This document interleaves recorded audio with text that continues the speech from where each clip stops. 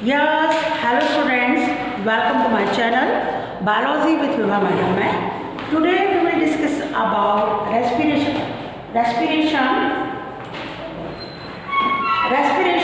chemistry of respiration, mechanism of respiration.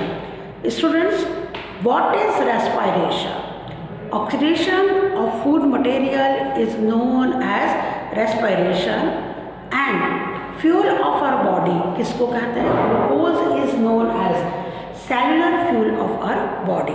आपने देखा होगा यदि आप फैंट हो जाते हैं, आपको चक्कर आ जाते हैं, तो सबसे पहले आपको क्या किया जाता है? वाटर में ग्लूकोज को डिजोल्व करके पिलाया जाता है. Y?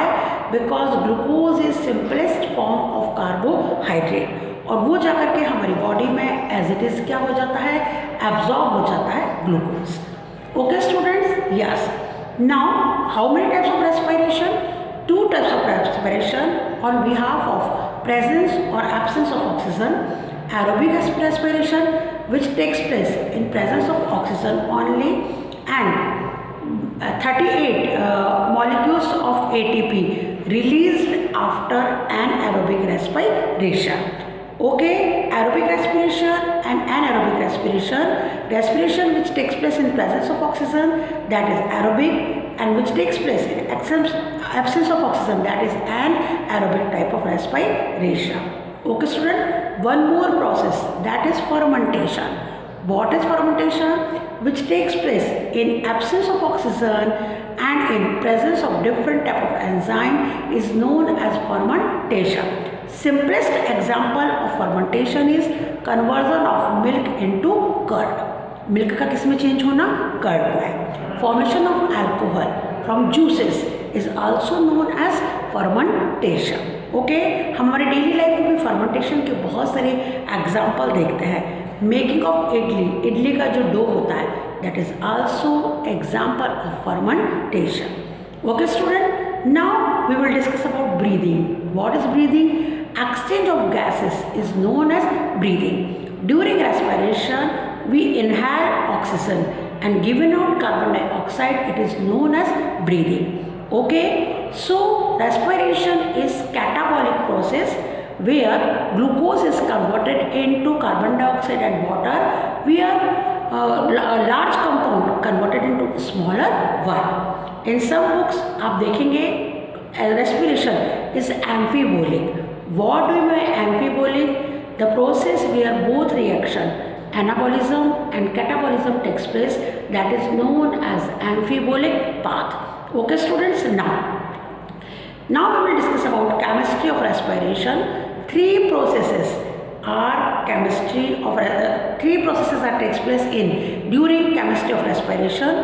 First is glycolysis, second is Krebs cycle and third one is electron transport system. इस वीडियो में मैं आपको दो प्रोसेस बताऊंगी, ग्लाइकोलाइसिस एंड क्रेब्स साइकिल. ये बोर्ड्स एग्जाम के लिए, आरबीएससी, सीबीएसई के लिए बहुत इम्पॉर्टेंट है. और आप देखेंगे फिजियोलॉजी के अंदर जब आप नीट वगैरह देंगे और कोई भी कॉम्पिटिटिव एग्जाम देंगे तो इन पर क्वेश्चन ज़रूर आते हैं, आप इनको ज़रूर देखिएगा. Who is known as father of physiology? Stephen Hales. और इंडिया में फिजियोलॉजी पर किसने अपना वर्क बहुत ज़्यादा किया है? सर जेसी बोस ने. तो आप लोग पढ़ेंगे, उन्होंने प्लांट में भी फीलिंग होती है, इसको किसने बताया था? सर जेसी बोस ने. और जेसी बोस ने किस प्लांट पर अपना वर्क किया था? डेस्मोडियम गायरेंस प्लांट पर, which is also known as Indian telegraph plant. Okay student, आप देखिए, सबसे पहले मैं आपको बताऊंगी different steps of glycolysis. It is also known as EMP. What is EMP? Embden, Meyerhoff, Parnas. It is known as EMP. यहाँ पर आप देखिए ग्लाइकोलाइसिस में what do you mean by lysis? Breakdown of any compound is known as lysis. Here glucose is 6 carbon compound converted into 3 carbon compound. 3 carbon compound, that is pyruvic acid. What is 3 carbon compound? It is pyruvic acid. So यहाँ देखिए आप, the first compound is glucose with the help of ATP converted into ADP plus inorganic phosphate. Glucose converted into glucose 6 phosphate. Fructose 6 phosphate. उसके बाद आगे फिर क्या होता है, conversion of ATP into ADP plus IP and यहाँ बन जाता है फ्रक्टोज 1,6 डाइफॉस्फेट। क्या बनता है, फ्रक्टोज 1,6 डाइफॉस्फेट। यहाँ पर इस प्रोसेस को यहाँ से यहाँ तक this is known as phosphorylation. Glycolysis में कितने स्टेप्स होती हैं, first is phosphorylation. What is phosphorylation, combination or addition of phosphate is known as phosphorylation. Then cleavage, this one is cleavage. What is the cleavage, fructose 1,6 diphosphate converted into phosphoglyceraldehyde and dihydroxyacetone phosphate, it is known as cleavage. 6 carbon compound converted into 3 carbon compound and interchange takes place between these two compounds. Either PGAL converted into DHAP or DHAP converted into PGAL. Then two molecules. Now यहाँ तक कभी कितना molecule part ले रहा है, A। अब आगे कितने मॉलिक्यूल्स पार्ट लेंगे, 2 molecules now take part in such type of reaction. यहाँ पर आप देखिए 1,3 डाइफॉस्फोग्लिसरल्डिहाइड, कौन सा कंपाउंड बनता है, 1,3 डाइफॉस्फोग्लिसरल्डिहाइड, then 1,3 डाइफॉस्फोग्लिसरिक एसिड। और जब 1,3 डाइफॉस्फोग्लिसरल्डिहाइड कन्वर्टेड इनटू 1,3 डाइफॉस्फोग्लिसरिक एसिड, यहाँ पर NaDH2 कन्वर्टेड इनटू NAD और हाइड्रोजन यहाँ पर क्या होता है, अलग से रिलीज होता है।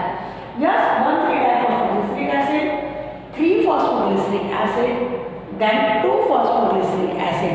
फॉस्फोग्लिसरिक कितना कार्बन कंपाउंड होता है, 3 कार्बन कंपाउंड होता है। Phosphoglyceric acid is 3 carbon compound. और यहाँ पर आप देखिए 3 phosphoglyceric acid, then 2 phosphoglyceric acid, then phosphoenol pyruvic acid और लास्ट में क्या बनता है, पायरुविक एसिड। ओके स्टूडेंट, और जब 1,3 डाइफॉस्फोग्लिसरिक एसिड फॉस्फोग्लिसरिक एसिड में होता है, चेंज होता है, तो 2 ADP converted into 2 ATP। 2 ATP किस में कन्वर्ट हो जाती है, 2 ATP में।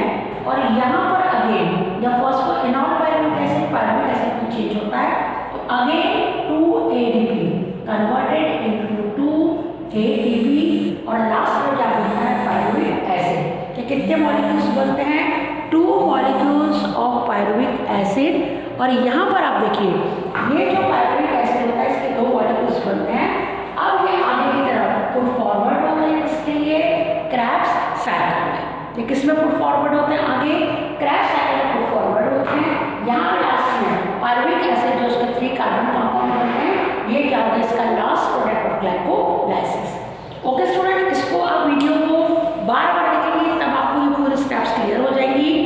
Basically 3 types of reaction, phosphorylation, phosphate का जुड़ना ग्लूकोज के साथ, ग्लूकोज 6 फॉस्फेट, फ्रक्टोज से फ्रक्टोज 6 फॉस्फेट, अगेन जुड़ना एक और phosphate, fructose 1,6 diphosphate. Then cleavage takes place. After cleavage क्या होता है, fructose 1,6 diphosphate, PGAL and DHAP, dihydroxyacetone phosphate, and PGAL is phosphoglyceraldehyde.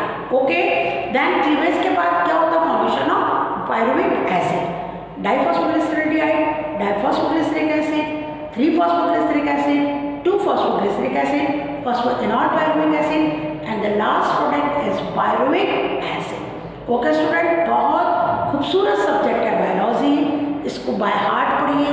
This is tip of biology को relate कीजिए, बिल्कुल दिमाग में एक एक पिक्चर क्लियर होती जाएगी। इमेजिन कीजिए ये रिएक्शन कहाँ हो रही है, आपके साइटोप्लाज्म में इनकम्प्लीट ऑक्सीडेशन हो रहा है। ओके, अब यहाँ पर ये एनारोबिक थी, ये वाली रिएक्शन थी इनकम्प्लीट ऑक्सीडेशन, और अब यहाँ पर क्या होगा, कंप्लीट ऑक्सीडेशन। ये रिएक्शन कहाँ पर होती है, माइटोकॉन्ड्रिया में। This reaction is takes place in mitochondria. और हमेशा दिस स्टेप ऑफ बायोलॉजी में हर साइकिल को समराइज करके पढ़ाती हूँ। समराइज में देखिए आप यहाँ पर जो भी, इसको बोलते हैं ट्राइकार्बोक्सिलिक एसिड साइकिल भी कहते हैं। It is presented by Hans Krebs, और हैंस क्रैब को इसके लिए क्या मिला था, नोबेल प्राइज मिला था। कहाँ पर हो रही है? माइटोकॉन्ड्रिया में। जो रेस्पिरेटरी एंजाइम है वो कहाँ पर होते हैं? F1 पार्टिकल्स में। माइटोकॉन्ड्रिया की जो क्रिस्टल होती है उसमें ये जो इस तरह का जो है वो कौन होते हैं? F1 particle. इसमें रेस्पिरेटरी एंजाइम्स होते हैं। This F1 particles are also known as oxysomes कहलाते हैं। ओके स्टूडेंट, अब देखिए डिफरेंट रिएक्शंस होती हैं। साइक्लिक रिएक्शन में लास्ट कंपाउंड क्या होता है? रिएक्ट करता है, किसके समान? रिएक्टेंट के समान काम करता है। The last compound of Krebs cycle is oxaloacetic acid having 4 carbon. Oxaloacetic acid with step coenzyme A. Step coenzyme A में कितने हैं? 2 कार्बन। पायरुविक एसिड कितना है? 3 कार्बन। और मैंने आपको बताया था 2 types of reaction takes place. Removal of carbon dioxide is known as decarboxylation और addition of carbon dioxide is known as carboxylation. After decarboxylation carbon dioxide remove होगी, क्या बनेगा? एसिटाइल कोएंजाइम A और उसके बाद oxaloacetic acid and acetyl coenzyme A 4 + 2 they form 6 carbon compound that is citric acid. 6 carbon compound. Removal of the water molecule takes place. It is converted into cis acetylenic acid having 6 carbon. And next step में H2O add होगा isocyclic acid having 6 carbon. Then NAD converted into NADH2. क्या बनेगा? oxaloacetic acid 6 carbon. उसके बाद आपके next step में क्या होगा? डीकार्बोक्सिलेशन। कार्बन डाइऑक्साइड निकलेगी और क्या बनेगा? Alpha ketoglutaric acid having 5 carbon. Single compound बनता है जिसमें 5 कार्बन्स होते हैं, that is alpha ketoglutaric acid. उसके बाद again decarboxylation takes place. Carbon dioxide निकलेगी, कोएंजाइम A ऐड होगा, क्या बनेगा? Succinyl coenzyme A having 4 carbon. Succinyl coenzyme A में से कोएंजाइम A रिलीज हो जाएगा, क्या बनेगा? Succinic acid having 4 carbon. FAD converted into FADH2, क्या बनेगा? Fumaric acid having 4 carbon. Fumaric acid converted into malic acid having 4 carbon and the last compound is oxaloacetic acid having 4 carbon. अब देखिए बच्चों, बहुत अच्छे से अंडरस्टैंड करने के लिए, कॉन्सेप्ट क्लियर करने के लिए और सब्जेक्ट पर अपनी ग्रिप बनाने के लिए बहुत जरूरी है हर साइकिल को समराइज करना। यहाँ हमने कैसे समराइज किया? इस रिएक्शन के अंदर, इस साइकिल के अंदर 3 कार्बन वाला एक कंपाउंड, 2 कार्बन वाला एक कंपाउंड, 6 कार्बन वाला 4 कंपाउंड, 5 कार्बन वाला एक कंपाउंड और 4 कार्बन वाले 5 कंपाउंड का फॉर्मेशन हुआ। फिर आपको नीट में भी ऐसे ऑप्शंस आते हैं, तो उसमें देखिएगा 3 कार्बन वाला पायरुविक एसिड, 2 कार्बन वाला एसिटाइल कोएंजाइम A, 5 कार्बन वाला अल्फा कीटोग्लूटारिक एसिड, 6 कार्बन वाले citric acid, cis acetylenic acid, isocyclic acid and oxaloacetic acid. 4 carbon वाले 5 compound, succinyl coenzyme A, succinic acid, fumaric acid, malic acid and oxaloacetic acid. Formation of NADH2 and FADH2 also takes place in this reaction. 1 FADH2 equivalent to 2 ATP and 1 NADH2 equivalent to 3 ATP. 1 ATP after consumption gives 7.3 calorie energy. Student, ATP is energy coin, energy currency. It is stored in mitochondria. तो ये पहले देखिए मैंने आपको बताया था photosynthesis. Photosynthesis का site कौन था? क्लोरोप्लास्ट था, प्लास्टिड था। और साइट ऑफ रेस्पिरेशन कौन होगा? माइटोकॉन्ड्रिया होगा। देखिए आज मैंने आपको ये पूरा वीडियो प्रेजेंट किया। कल के वीडियो में आपको मैं ETS electron transport system as well as पूरा स्ट्रक्चर बताऊंगी माइटोकॉन्ड्रिया का। ये चैप्टर्स बहुत इंपॉर्टेंट होते हैं। आप देखिए इनमें 4 मार्क का एक क्वेश्चन ज़रूर आता है, तो student take care of it. आप लोग बहुत अच्छे से पढ़िए और बायोलॉजी पर ग्रिप रखिए। जुड़े रहिए मेरे channel biology with Vibha madam में।